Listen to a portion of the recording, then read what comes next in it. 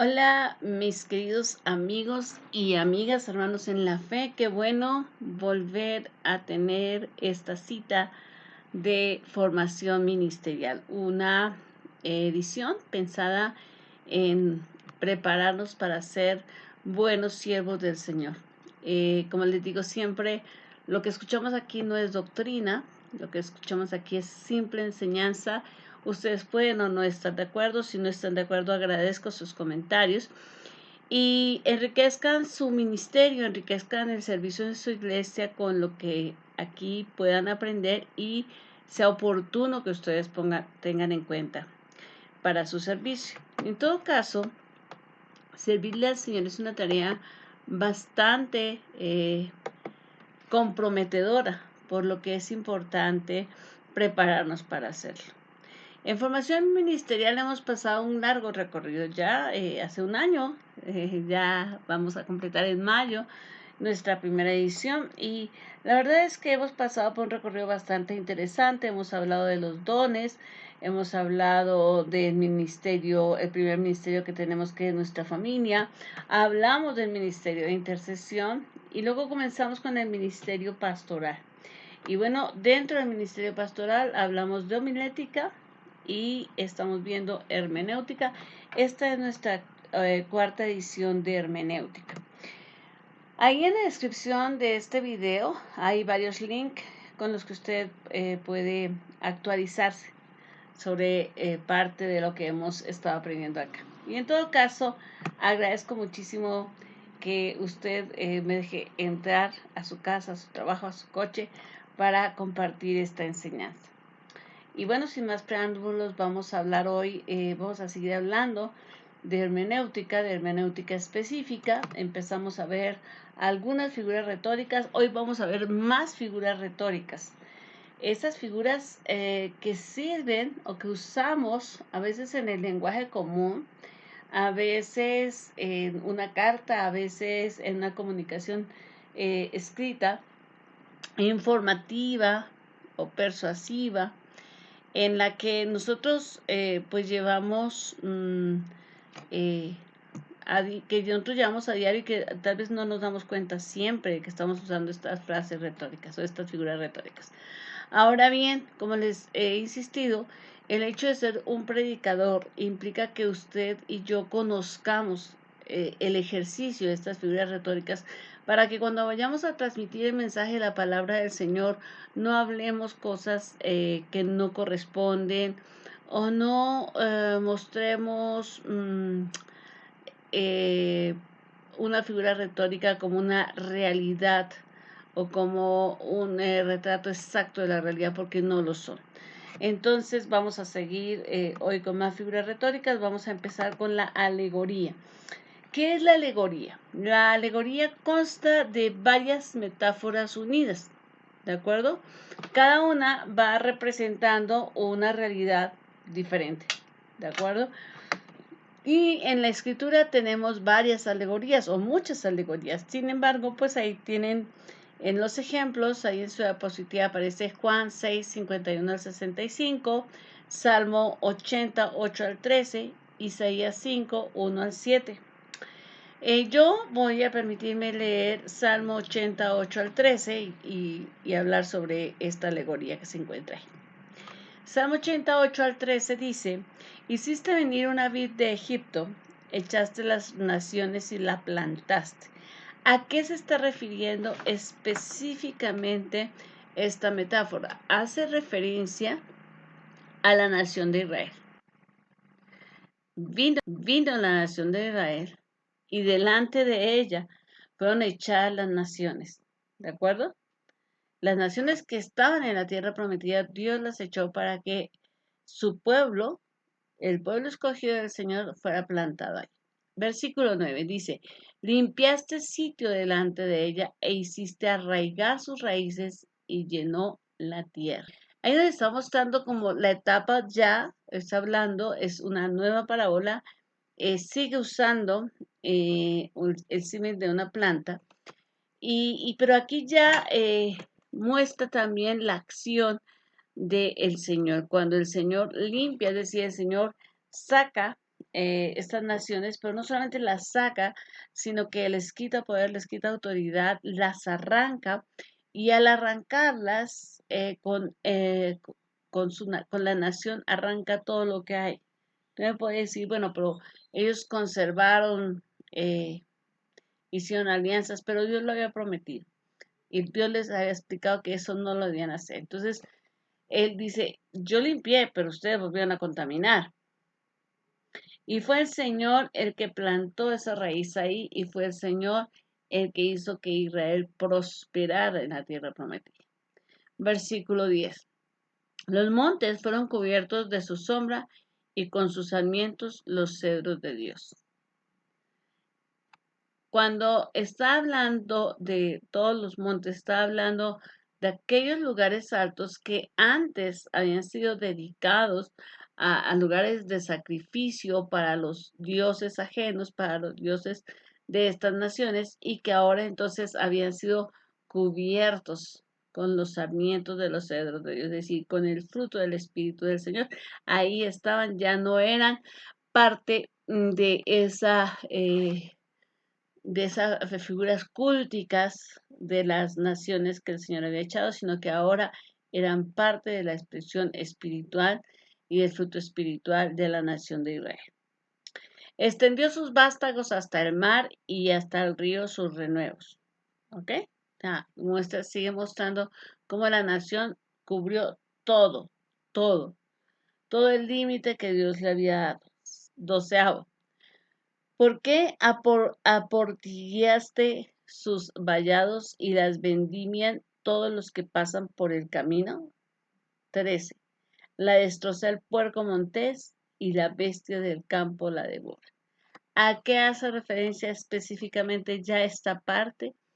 Es una parábola nuevamente sobre la nación de Israel, pero en otra parte, en otra etapa histórica de esa nación, donde está siendo avasallada, maltratada la nación de Israel. Entonces, en el Salmo 80, de los versículos 8 al 3, se nos muestra a través de diferentes metáforas la historia de Israel y la tierra prometida. ¿Ve? Entonces, a veces hay gente que llega a hablar del Salmo y no nexa esta realidad con la nación de Israel. Y entonces empieza a hablar de cómo Dios afirma y llena, pero realmente este es un resumen histórico. Sí, Dios lo hace, pero este es un resumen histórico. Ahora veamos la fábula. Dice que la fábula es una alegoría histórica, por cierto, poco usada en la escritura, ¿ok? Y entonces en esta fábula, la fábula, recordemos que se usan cosas o animales que hablan, que toman características de seres humanos, ¿no? Eh, y entonces estos se llevan una enseñanza porque están eh, dando, sí, dan una lección a través de lo que ellos dicen o viven, ¿no?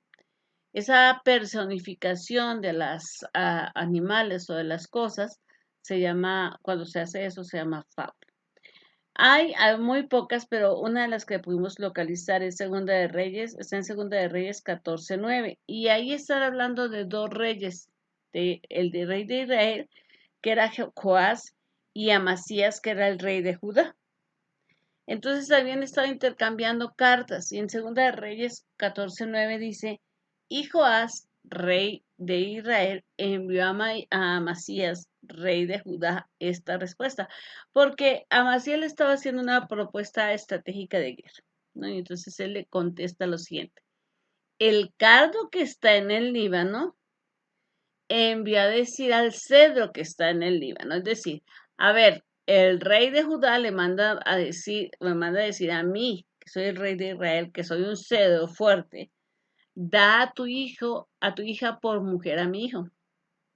Es decir, hagamos una alianza indisoluble. Y pasaron las fieras que están en el Líbano y hollaron el casir, acabaron con Amasías, acaban con Judá. Entonces, digamos que es una manera, fue una manera muy discreta, digámoslo así, del rey Joás, decir yo algo más que tú. No se lo dijo con esas palabras, pero dijo yo tengo más fuerza que tú y tú me estás pidiendo que te apoye y la verdad que no. O sea, tú vas a salir perdiendo conmigo, yo voy a ser vencedor siempre. Entonces, pero lo hizo mediante una fábula y así pues lo dejamos al intérprete, ¿no? Otra figura retórica es el enigma. Este tipo de alegoría es un tipo de alegoría cuya solución es difícil. Y en sí mismo, por ejemplo, al hablar del nuevo nacimiento, si yo quisiera poner una alegoría compleja, podríamos hablar del nuevo nacimiento o de cómo pasajes como el de Corintios, donde dice que somos una nueva criatura, son enigmas porque son realmente la solución de esto no es fácil, por el contrario, es muy difícil. Juan 14:14 es uno de los ejemplos que hoy vamos a ver. Y dice el Señor Jesús, si algo pidieres en mi nombre, yo lo haré. El cristiano que está muy familiarizado con la oración dice, pues eso es fácil, ¿sí?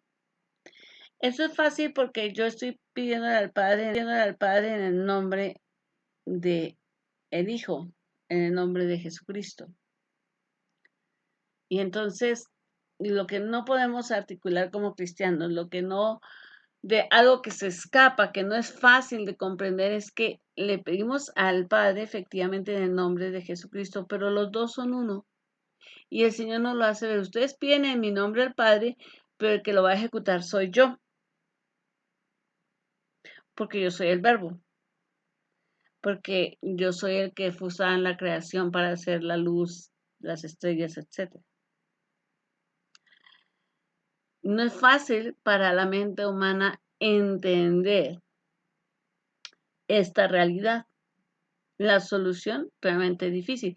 Todos abogamos en la escritura y cuando estamos orando por esta escritura, todos decimos, Señor, tú dices que si algo pedimos en tu nombre, tú lo vas a hacer. Y se vuelve un estribillo del grupo de intercesión. La Biblia dice que así es. Pero para una persona no es fácil entender cómo yo pido en el nombre de Él y Él va a hacer. Entonces, ¿cómo están jugando esa entidad espiritual? ¿Cómo está jugando? ¿Cómo son los roles de Padre, Hijo, Espíritu Santo? ¿Cómo es posible que Jesús diga, ustedes piden en mi nombre, pero el que lo hace soy yo? Entonces, ¿por qué no mejor no te pedimos a ti, no? Si tú eres el que lo va a hacer. Pero es parte de la funcionalidad de la Trinidad y aquí queda claro. El tipo. El tipo es una especie de metáfora que no consiste solo en palabras, sino también en hechos, en personas o en objetos que a su vez designan hechos, personas u objetos, pero futuros. Y bueno, ahí tenemos varias citas en su diapositiva. Usted encuentra varias citas. Permítame explicar Juan 3:14. Dice, y como Moisés levantó la serpiente, eso es un hecho, ¿dónde la levantó? En el desierto. ¿Cuándo la levantó? La levantó cuando el pueblo estaba siendo mordido por esas serpientes y esto le producía ardor y morían. Y entonces Moisés intercede ante Dios pidiendo perdón por el pueblo y el Señor le dice, haz una serpiente de bronce y levántala y ponla de frente a los que están padeciendo esto y van a ser sanados. Ese es el hecho. El hecho fue el levantamiento de la serpiente. La cosa es la misma serpiente de bronce hecha, pero mire el hecho futuro. Así es necesario que el Hijo del Hombre sea levantado. Hecho, el Hijo del Hombre va a ser levantado. El objeto ya no era una serpiente de bronce, era el Hijo del Hombre, o sea, Jesucristo. Entonces, a ese tipo de figura se le conoce como tipo. Y como le decía, es una especie de metáfora. El símbolo es una especie de tipo de lo que hablamos hace un momento, por el cual se representa alguna cosa o algún hecho por medio de otra, ¿ok? Por eso es símbolo. o un hecho que se considera a propósito para servir de semejanza o representación. De hecho, la Biblia tiene varios símbolos, ¿no? Por ejemplo, el león es conceptualizado como el rey de los animales. Y en la escritura hallamos al león representando majestuosidad real, ¿no? Eh, y lo vemos en el león de Judá y también lo vemos allá en Apocalipsis 5:5, ¿de acuerdo? Hay hay otros símbolos, sí. Por ejemplo, el caballo, la fuerza del caballo, ¿sí? Lo tenemos por allá en un salmo, ¿no? Pero también lo tenemos otra vez en Apocalipsis. Entonces, dentro de la escritura se van usando símbolos que se van acuñando, su significado, su representación se va acuñando a lo largo de las escrituras. La astucia de la serpiente es otro ejemplo de símbolo. O las llaves de autoridad, o los cuernos que representan el poder real, el poder del linaje real, o la puerta, que significa o que representa fuerza y dominio, o el bautismo, que significa muerte y resurrección. Hay varios símbolos en la vida, en la Biblia, ¿de acuerdo? Que van representando diferentes, o que van teniendo diferentes significados en la Biblia y que nos van diciendo, nos van mostrando, cuando el Señor me dice, me habla de la astucia de la serpiente. Bueno, es lo mismo que vimos en Génesis, ¿no? O cuando el Señor me habla de la fuerza del caballo, pues sí me habla en Apocalipsis, pero ya, como les decía, allá en el Salmo habíamos hablado de la fuerza del caballo que se alista para la batalla, pero que la victoria es de Jehová. Ahora, vamos a ver un símbolo a detalle. Mateo 16:19 dice, a ti te daré las llaves del reino de los cielos, y todo lo que atares en la tierra será atado en los cielos, y todo lo que desatares en la tierra será desatado en los cielos. Esto se lo dice el Señor a Pedro delante de todo el grupo de discípulos, y por esto mucha gente ha conceptualizado a Pedro como el portero del cielo y como el que tiene la llave para abrirle a la gente que va a entrar al cielo, ¿no? Ah, ¿Qué estaba realmente diciendo el Señor? Esto es un símbolo. Las llaves, como decíamos, hace un momento las llaves son la autoridad. O sea, ¿quién tiene la llave? El que está ah, en capacidad, el que tiene el fuero para abrir o para cerrar. Entonces, el Señor le dice, a ti te doy las llaves, a ti te doy la autoridad del reino de los cielos, y todo lo que tú amarres aquí en la tierra, y todo lo que tú pongas preso en la tierra va a ser preso en el cielo. Todo lo que a ti tú le des libertad aquí en la tierra va a ser libertado en el cielo. O sea, tienes esa autoridad. Tenemos esa autoridad como discípulos del Señor. Discípulos son los que obedecen al maestro. O sea, discípulo no es todo el que va a la iglesia. Si una persona cree en el Evangelio, pero no vive según el Evangelio, es un creyente, pero no es un discípulo. ¿De acuerdo? Entonces, en este versículo nos muestran ese símbolo de las llaves y la autoridad entonces que ésta representa. Y bueno, por último tenemos la parábola. La parábola es una especie de alegoría presentada bajo la forma de una narración, de un cuento, de un relato, y va relatando hechos naturales o acontecimientos posibles con el objeto de ilustrar una o varias verdades. Generalmente las parábolas tienen ciertos elementos para ser interpretadas. Ahí tenemos algunos ejemplos bíblicos, algunas citas ahí dentro de su diapositiva. Puede observar las diferentes citas bíblicas. Ahora bien, para entender o para poder interpretar una parábola, yo debo tener en cuenta cuatro aspectos. El primero es interpretarla, para interpretarla correctamente debemos, buscar cuál es el objeto. ¿De acuerdo? Nosotros tenemos que darnos cuenta de qué se está hablando en la palabra, cuál es la enseñanza central de la palabra. Cuando el Señor Jesús dice, el reino de los cielos es semejante a una mujer que perdió una moneda, y pues barrió toda la casa y buscó por todas partes hasta que encontró su moneda y entonces después fue muy contenta a decirle a sus amigas que había encontrado la moneda. El objeto no es hablar de las cosas perdidas, el objeto no es hablar de lo que vale una moneda, el objeto no es hablar de lo importante que es hacer arreglo en la casa, el objetivo es hablar de que el reino de los cielos es representado, o más bien que en el reino de los cielos se hace todo lo posible por encontrar un alma perdida. O sea, la moneda representa a las almas perdidas y esa mujer que está haciendo aseo y buscando dónde está su moneda, pues es el Señor Jesucristo, quien hace todo lo posible para que tú y yo seamos salvos. Entonces, ¿cuál es el objetivo de la parábola? Es lo primero que tenemos que preguntarnos. En segundo lugar, debo tomar en cuenta solo los rasgos principales. O sea, no me puedo poner a pormenorizar y a tratar de encontrar lo que la Biblia no dice, ¿no? Las parábolas, recordemos que están basadas en hechos o en situaciones que son comunes para la gente. Y entonces sí, a lo mejor sí vale la pena decir, bueno, en Israel en ese momento pasaba así, ¿no? Las ovejas eran de esta manera o lo que sea. Pero tampoco se trata de hilar tan delgado, ¿no? En tercer lugar, no debemos olvidar que sirven para ilustrar la doctrina, no para producirla. Las parábolas no son doctrina, son ilustraciones de la doctrina. Vamos, por ejemplo, a ver en Lucas 18, 1 al 7, una parábola. Dice, también le refirió Jesús una parábola sobre la necesidad de orar siempre y no desmayar. Entonces le está diciendo, le está mostrando, les dio una parábola para mostrarle la importancia de orar y de persistir en la oración. Ese era el objetivo. Dice, diciendo, había en una ciudad un juez que ni temía a Dios ni respetaba a hombre.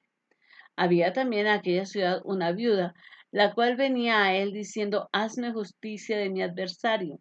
Y él no quiso por algún tiempo, pero después de esto dijo dentro de sí, aunque ni temo a Dios, ni tengo respeto a hombre, sin embargo, porque esta viuda me es molesta, le haré justicia, no sea que viniendo de continuo me agote la paciencia.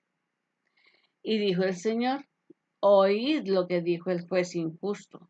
¿Y acaso Dios no da justicia a sus escogidos que claman a Él de día y noche? ¿Se tardará en responderles?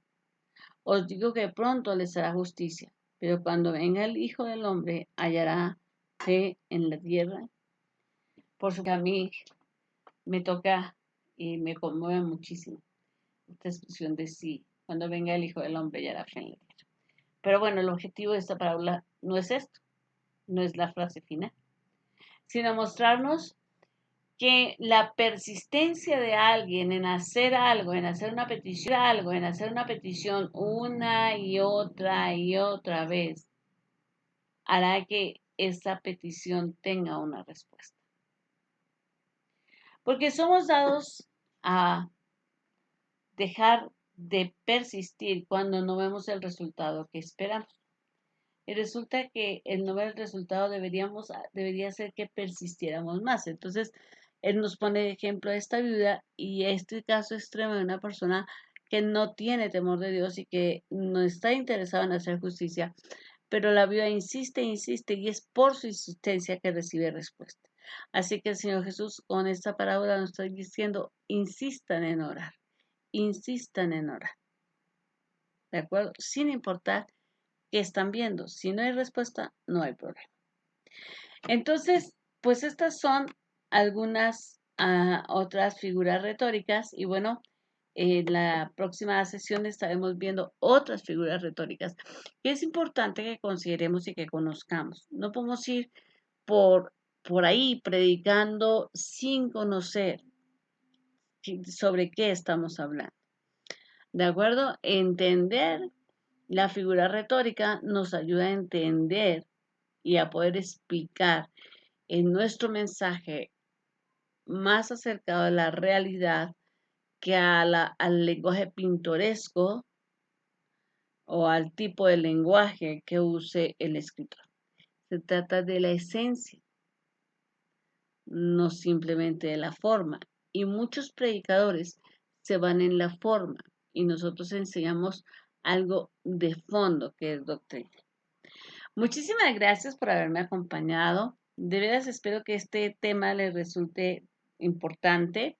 Espero sus comentarios. Les recuerdo que mi WhatsApp es el 55 18 50 86 27. Mi correo es yolandacopete@yahoo.com.mx y me encuentro en Face como Yolanda Copete. Sin embargo, este espacio es para que usted opine y si quiere, si tiene dudas, pues nos las haga saber y agradezco muchísimo que nos ayuden a compartir este video y que nos dejen ahí un like o en todo caso nos dejen su campanita activada para darles aviso de nuevas emisiones. Ha sido una gran bendición estar con ustedes nuevamente y pues espero que Dios les continúe bendiciendo.